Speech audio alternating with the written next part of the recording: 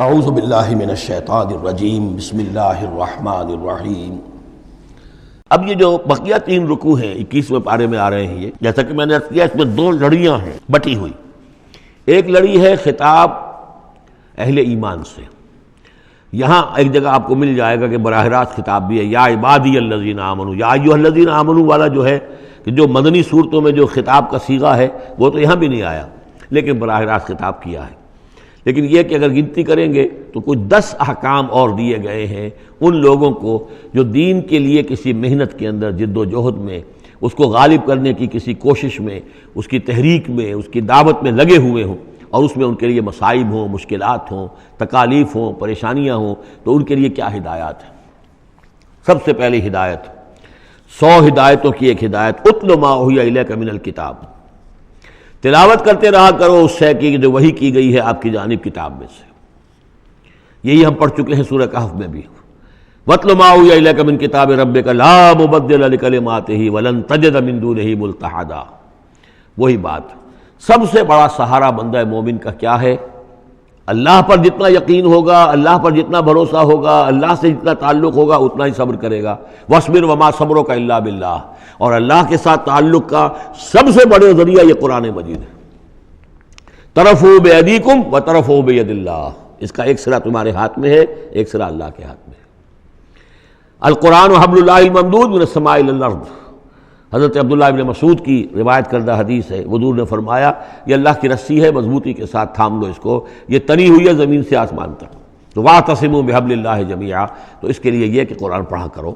اتل ما اوحی الیک من الکتاب واقم الصلاۃ، اور قرآن کے بعد نمبر 2 نماز قائم کرنا۔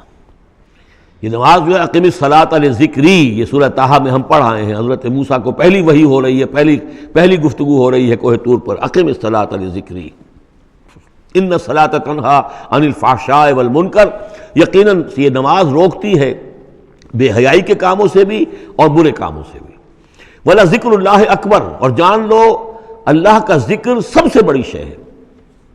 یہاں ذکر کو علیحدہ نہ سمجھیں، یہی ذکر ہے۔ قرآن جو ہے الذکر ہے، ہم نے سورہ ہجر میں دیکھا الذکر، انا نحن نزلنا الذکر وانا لہ لحافظون، تو ذکر میں سب سے پہلے قرآن ہے۔ نمبر 2 اقم الصلاۃ لذکری، نماز قائم کرو میری یاد کے لیے۔ قرآن تو ہے ہی مجسم ذکر، نماز ذکر کے لیے ہے۔ اب تیسری چیز کیا ہے؟ ادعیہ معصورہ ہیں محمد رسول اللہ صلی اللہ علیہ وسلم کی، زندگی کا ہر کام کرتے ہوئے دعا ہے۔ آپ بیت الخلاء میں داخل ہو رہے ہیں تو دعا ہے، نکل رہے ہیں تو دعا ہے، گھر سے باہر جا رہے ہیں دعا ہے، گھر میں داخل ہو رہے ہیں دعا ہے، شیشہ دیکھا ہے تو دعا ہے، کپڑے بدلے ہیں دعا ہے، ہر کام کیجئے وہ، لیکن یہ کہ آپ کا اس وقت اللہ کے ساتھ ذہنی رشتہ قائم رہتا ہے۔ چوتھے نمبر پر جو بھی اور حضور نے فرمائے ہیں، یہ 33 مرتبہ سبحان اللہ اور 33 مرتبہ الحمدللہ اور اللہ اکبر، یہ بھی ذکر ہے۔ تو یہ تمام شکلیں ذکر کی ہیں، صرف کسی ایک شے کو ذکر نہ سمجھے ہمارے ہاں یہ بن گیا بس اللہ اللہ کر رہے ہیں تو ذکر ہے، نہیں، ذکر میں سب سے پہلے قرآن کی تلاوت ہے۔ اتل ما اوحی الیک من الکتاب واقم الصلاۃ ان الصلاۃ تنہی عن الفحشاء والمنکر ولذکر اللہ اکبر واللہ یعلم ما تصنعون۔ ایک تو یہ ہدایت ہو گئی، اللہ خوب جانتا ہے جو تم کر رہے ہو۔ دوسری ہدایت ولا تجادلوا اہل الکتاب الا باللتی احسن، جنہیں پہلے تم سے کتاب دی گئی تھی ان سے جھگڑا مت کرو مگر بہترین طریقے پر، ان سے بات کرو تو بڑے ہی اسلوب سے کرو، خوبصورتی سے کرو، بات کو سمجھانے کے لیے کرو، ان کی توہین نہ ہو کہ جذبات کو آپ بھڑکنے نہ دیں، ان میں حمیت جاہلی جو ہے اپنی امکانیت تک تو کوشش کریں کہ وہ بھڑکے نہ، باقی پھر وہ جو کرتے ہیں اللہ کے ہاں وہ ذمہ دار ہوں گے، لیکن ان سے گفتگو کرو تو بڑے عمدگی کے ساتھ کرو۔ الا الذین ظلموا منہم، سوائے ان کے جو ان میں سے ناانصافی پر تل گئے ہوں۔ اب یہ استثناء جو ہے 2 معنی میں ہے، ایک تو یہ ہے کہ اس کا مطلب یہ کہ ان سے مجادلہ کرو ہی نہ، اور دوسرے یہ کہ اگر ان کے ساتھ کسی وقت کوئی سختی بھی کرنی پڑے، کوئی سخت جملہ بھی کہنا پڑے تو اجازت ہوگی، جہاں معلوم ہو جائے کہ یہ ہٹ درمی کے اوپر جو ہے آ گیا ہے تو وہاں اس دونوں کا امکان پیدا ہو جائے گا۔ وقولوا، لیکن تمہیں ان سے کہنا کیا ہے یہ بھی سمجھ لو، تاکہ اب اس کو یہ سمجھیے کہ یہ ہمیں مسلمانوں میں جب کام کرنا ہے، مسلمان سو گئے ہیں، بھول گئے اپنے سبق کو، انہیں یاد دلانا ہے تو اسی انداز میں انہیں یاد دلانا ہے۔ قولوا آمنا بالذی انزل الینا وانزل الیکم، ان سے کہو بھائی ہم تو ایمان رکھتے ہیں اس پر بھی جو تو ہماری طرف نازل کیا گیا اور اس پر بھی جو آپ کی طرف نازل کیا گیا۔ وَإِلٰہُنَا وَإِلٰہُکُمْ وَاحِدٌ، اور یہ تو نہیں ہے کہ ہمارا خدا کوئی اور ہے تمہارا خدا کوئی اور ہے، ہمارا الہ اور تمہارا الہ ایک ہی تو ہے، وَنَحْنُ لَهُ مُسْلِمُونَ، اور ہم تو اسی کے سامنے فرما بردارانہ اپنا سر جھکا چکے ہیں۔ وَكَذَلِكَ أَنزَلْنَا إِلَيْكَ الْكِتَابَ، اے نبی اسی طرح ہم نے آپ کی جانب یہ کتاب نازل کی ہے، فَالَّذِينَ آتَيْنَاهُمُ الْكِتَابَ يُؤْمِنُونَ بِهِ، تو وہ لوگ جنہیں ہم نے کتاب دی ہے، یہود اور نصارہ، ان میں بھی وہ لوگ ہیں جو اس پر ایمان لائیں گے یا جو ایمان لا رہے ہیں، جیسا کہ ہم پڑھ چکے ہیں کہ وہ آئے تھے کچھ لوگ جو حبشہ سے ایک وفد کی شکل میں، اور مکے والوں نے انہیں ستایا بھی، استہزاء بھی کیا، لیکن وہ لوگ وہ تھے جو پہلے حضرت عیسیٰ پر ایمان رکھتے تھے، عیسائی تھے، اور اب محمد پر بھی ایمان رکھتے ہیں، تو اللہ تعالیٰ نے ان کو دوہرا اجر دیا، مرتین۔ وَمِنْ هَؤُلَاءِ مَن يُؤْمِنُ بِهِ، اور ان میں سے یعنی مشرکین مکہ میں سے بھی بہت سے لوگ ہیں جو ایمان لائے ہیں اور ابھی لا رہے ہیں یا لائیں گے۔ وَمَا يَجْحَدُ بِآيَاتِنَا إِلَّا الْكَافِرُونَ، اور ہماری آیات کا انکار تو نہیں کرتے سوائے وہی کہ جو ناشکرے ہیں اور جو کفر کر اڑ گئے ہوں۔ اب ایک اور دیکھیے دلیل، اب یہ حصہ جو ہے یہ دوسری ڈوری آ گئی کہ جس میں روئے سخن جو ہے مشرکین کے ساتھ رد و قضا والی بات ہے۔ وَمَا كُنْتَ تَتْلُو مِن قَبْلِهِ مِن كِتَابٍ، ارے نبی آپ تو اس سے پہلے، اس قرآن کے آپ پر نازل ہونے سے پہلے آپ کوئی کتاب پڑھتے ہی نہیں تھے، آپ دنیاوی اعتبار سے پڑھے ہوئے آدمی ہیں ہی نہیں، آپ نے تعلیم حاصل کی نہیں، لکھنا پڑھنا سیکھا نہیں۔ وَلَا تَخُطُّهُ بِيَمِينِكَ، نہ ہی آپ اپنے داہنے ہاتھ سے کچھ لکھتے تھے، کوئی کتاب لکھتے تھے، نہ پڑھتے تھے نہ لکھتے تھے۔ اِذًا لَارْتَابَ الْمُبْطِلُونَ، تو اس شکل میں تو ان کو جو اس کو باطل قرار دے رہے ہیں یہ لوگ جو جھوٹے کہہ رہے ہیں محمد کو، اس شکل میں تو پھر ان کے پاس کوئی کا کوئی شک کرنے کی گنجائش ہو جاتی کہ یہ بڑا لکھنے پڑھنے والے آدمی تھے، مشق کرتے کرتے بہت اچھی چیزیں بھی لکھنے لگے ہیں، اب ان کی زبان جو ہے منج گئی ہے، قلم جو ہے وہ منج گیا ہے، لہذا اب قرآن جیسی شے بھی تصنیف کر لی انہوں نے۔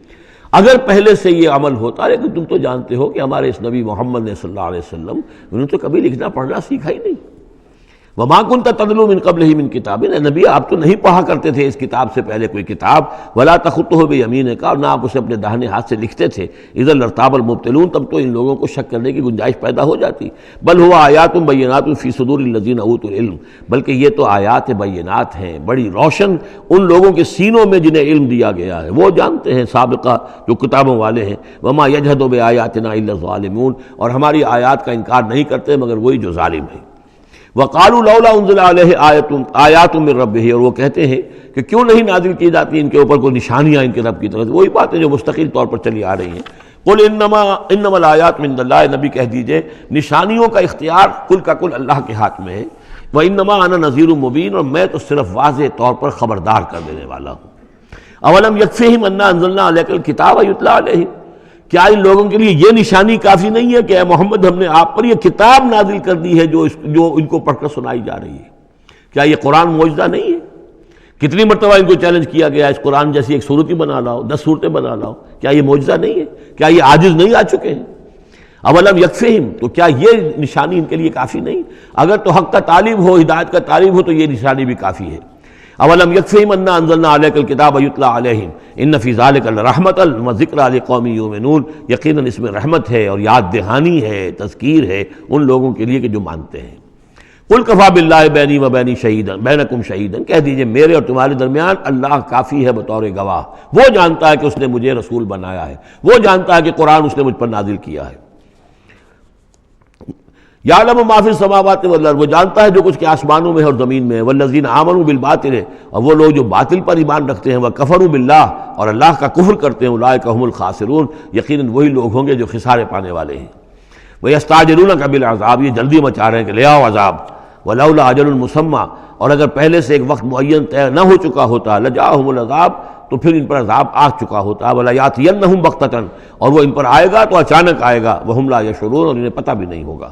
یستعجلونک بالعذاب، یہ نبی پھر دوبارہ یہ الفاظ آئے، نوٹ کیجئے، بہت لطیف بات ہے، یہ عذاب کی جلدی مچا رہے ہیں۔ وَإِنَّ جَهَنَّمَ مُحِيطَةٌ بِالْكَافِرِينَ، حالانکہ جہنم ان کا احاطہ کر چکی ہے۔ یہ ایسے ہی ہے کہ جیسے کسی شہر کے باہر دشمن آ چکا ہو اور اس نے محاصرہ کر لیا ہو، شہر والوں کو پتہ ہی نہ ہو۔ تو اس طریقے سے وہ چونکہ غیر مرئی ہے، جہنم نظر نہیں آ رہی، ورنہ حقیقت میں تو جہنم ان کا احاطہ کر چکی ہے۔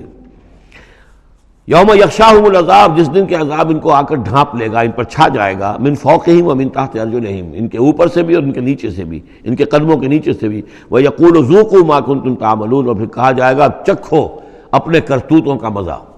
صدق اللہ العظیم۔